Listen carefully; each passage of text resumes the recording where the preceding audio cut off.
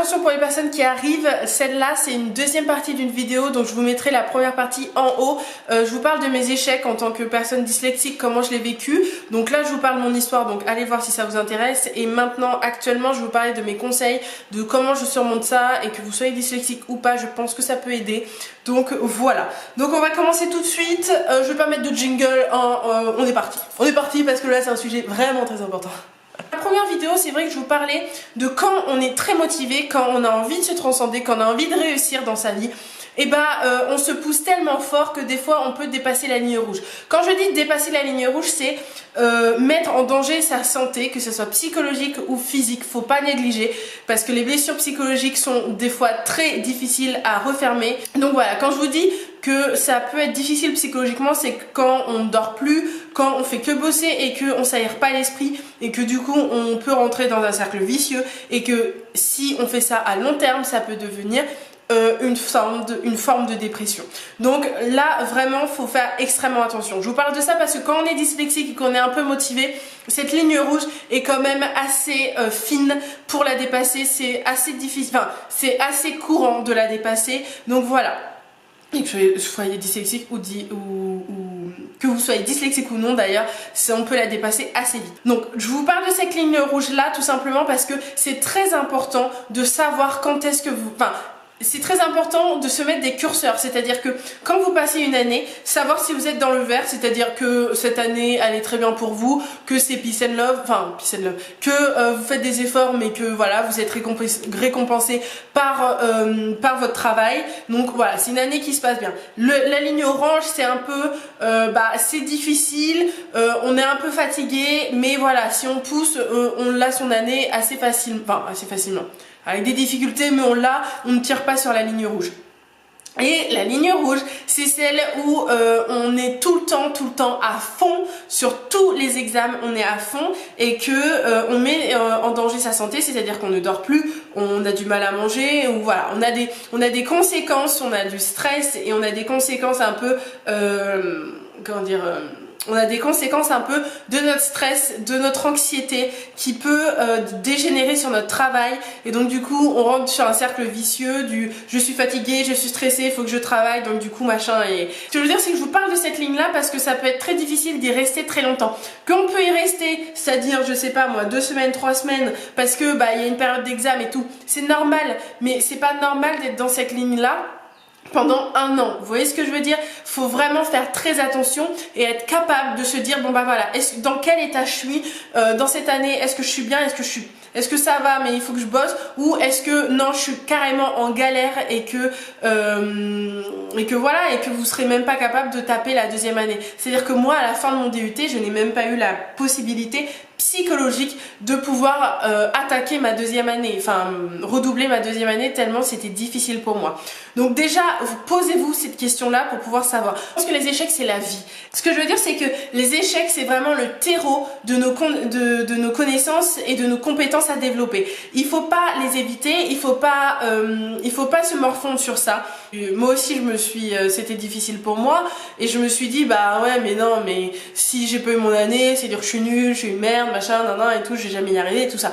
Faut pas faire ça, c'est ridicule parce que déjà, vous allez prendre de l'énergie et qu'en plus, ça amène à rien. Non, il faut prendre votre échec entre guillemets, surtout qu'en plus c'est pas un échec, mais bon, on appelle ça comme ça. Il faut prendre votre échec, le regarder dans sa globalité, essayer d'en parler avec quelqu'un pour qu'il puisse mettre un regard un peu objectif à ça, parce qu'en général on sait très bien que quand nous on regarde nos échecs, on n'est pas du tout objectif, on dit on est de la merde, on n'a pas réussi, on ne réussira jamais, alors que c'est totalement faux. Moi par exemple pour mon année, moi je me suis dit que j'étais une merde parce que j'avais pas réussi. Mais quand j'en ai parlé à mes parents, quand j'en ai parlé aux personnes autour de moi, ils m'ont dit oui mais tu l'as raté de 0,5 points quoi, c'est rien. Donc ça veut dire que tu avais quand même les capacités, même si c'était dur psychologiquement, tu as eu quand même les capacités. Donc ça veut dire qu'il faut juste que je trouve une formation qui met en avant mes compétences en fait. Et c'est ça vraiment le conseil que je dois vous donner, c'est que si vous dépassez cette ligne rouge et que vous n'êtes pas bien dans votre année, il faut juste que vous regardez déjà les points positifs que vous avez eu pendant cette année et les points négatifs. Et en général, je pense qu'en général, quand on est dyslexique et qu'on n'y arrive pas, dans une année, c'est que c'est pas forcément pour nous et que nous, il faut qu'on soit lucide, il faut qu'on soit clair, c'est qu'on a une difficulté, on a un handicap qui fait que on ne peut pas développer, il y a des compétences qu'on ne peut pas développer. C'est-à-dire que moi, par exemple, les maths et l'anglais, c'est extrêmement difficile. Si je suis dans une école où il y a des maths et de l'anglais, je ne peux pas y arriver. Voilà, je l'ai remarqué, j'ai réussi à avoir mon bac, mais parce que j'étais très bonne en histoire géo et très bonne en français et assez bonne en philo. Donc du coup ça faisait que j'arrivais à rattraper. Mais si j'avais eu que des maths et de l'anglais, c'était pas possible pour moi. Et en DUT, c'était ça en fait, il y avait les coefficients étaient très forts dans les modules où il y avait les maths et l'anglais. Donc du coup pour moi c'était pas possible. Donc maintenant quand on est dyslexique, il faut se poser et se poser les bonnes questions. Il faut se dire voilà, les compétences c'est quoi? Moi par exemple, je suis bonne dans la relation sociale, mes qualités c'est pouvoir bien parler aux gens, c'est pouvoir les conseiller, c'est pouvoir développer du lien social, dans quoi je pourrais aider. Et je me suis dit que travailler avec les enfants ça pourrait être pas mal pour moi, donc du coup je suis en train de développer ça. Et vous c'est la même chose, il faut que vous regardiez vos points positifs et vos points négatifs. Mes points négatifs par exemple c'est que je ne peux pas faire des maths, ce n'est pas possible pour moi, je n'ai pas les compétences, je n'y arrive pas, je peux me démerder pour avoir 10, mais 10 ça ne suffit pas. Donc voilà, il faut vraiment regarder le truc globalement, il faut vraiment se poser les questions et surtout avoir des objectifs fiable. C'est-à-dire qu'il faut pas se dire bon moi je vais faire un master direct parce que ça fait bien, parce que c'est bien et tout machin, alors qu'on n'est pas capable. Moi je sais que bon je suis peut-être capable de faire un master, mais il faut que je fasse un master dans une compétence où je suis capable. Il faut se mettre dans la tête qu'on est dyslexique et donc du coup il y a des choses qu'on ne peut pas faire. C'est vrai qu'on est quand même dans une société où on prône un peu, même si tu as des difficultés, il faut se bouger les fesses et il faut y arriver. Oui, moi aussi je prône ça et moi aussi je me dis que même si tu as des difficultés, c'est pas une excuse pour ne pas faire les choses. C'est vrai, mais des fois il faut aussi être réaliste et il faut se dire que il y a des choses qu'on ne peut pas faire. Dyslexique, on a des difficultés, on a un handicap. Un handicap, ça a été reconnu comme un handicap, c'est pas pour rien. Ça veut dire qu'il y a des choses qu'on ne peut pas faire ou qu'on ne peut pas faire pareil que les autres. Je suis en train de m'engueuler. Je vous engueule pas, c'est juste que ça me prend tellement à cœur. Mais voilà, il faut faire très attention et il faut se poser les bonnes questions. Il faut mettre vos compétences en face d'une année qui met en avant ces compétences-là. Moi, par exemple, je suis allée dans une école qui ne mettait pas en avant mes compétences que j'avais. C'est-à-dire qu'ils ne mettaient pas en avant le lien social, l'écriture, les recherches, enfin tout ça. C'était vraiment des chiffres, il faut y arriver. Il faut travailler en équipe, il faut ceci, il faut cela, des choses que je ne sais pas faire. Donc je pense qu'il faut juste s'ouvrir les yeux. Bon, si je récapitule un peu ce que j'ai dit, parce que là j'ai beaucoup parlé et que c'est une vidéo qui est extrêmement importante. Dans un premier temps, il faut déjà que vous regardiez et que vous posiez les bonnes questions. Est-ce que vous êtes sur le fil orange, est-ce que vous êtes sur le fil vert, le fil orange et le fil rouge? Si vous pensez que vous êtes sur le fil rouge, il faut savoir est-ce que ça vous met en danger. Parce que des fois, il y a des personnes, par exemple, dans les études de médecine, il y a des personnes qui sont quasiment sur le fil rouge tout le temps, mais ça leur convient parce qu'ils arrivent à trouver un équilibre à peu près correct. C'est très difficile pour eux, mais ils arrivent à trouver un équilibre. Donc, il faut voir si vraiment, quand vous êtes sur le fil rouge, c'est difficile pour vous, si vous êtes capable de pouvoir retaper une année ou aller à votre année suivante. Donc, il faut vraiment se poser les bonnes questions. Déjà, faites ça. Après, ce qu'il faut savoir, c'est que si vous avez eu un échec, il faut déjà se dire que l'échec c'est la vie et que c'est un terreau de vos compétences et qu'il faut se poser, il faut prendre les points positifs de cet échec-là et de se poser les bonnes questions pour se dire qu'est-ce que j'ai appris, qu'est-ce qu'il ne faut pas que je fasse et qu'est-ce qu'il ne faut pas que je réitère la prochaine année. Donc déjà ça. Et après, la troisième chose à faire, c'est vraiment de regarder ses compétences, regarder ses points positifs, regarder ses points négatifs et mettre les points positifs, c'est-à-dire vos compétences que vous avez acquis, que vous pouvez avoir et de les mettre en face d'une année qui pourrait vous convenir, c'est-à-dire des études qui pourraient mettre en avant, mettre en exergue vos compétences à vous pour que vous puissiez exceller dans votre année.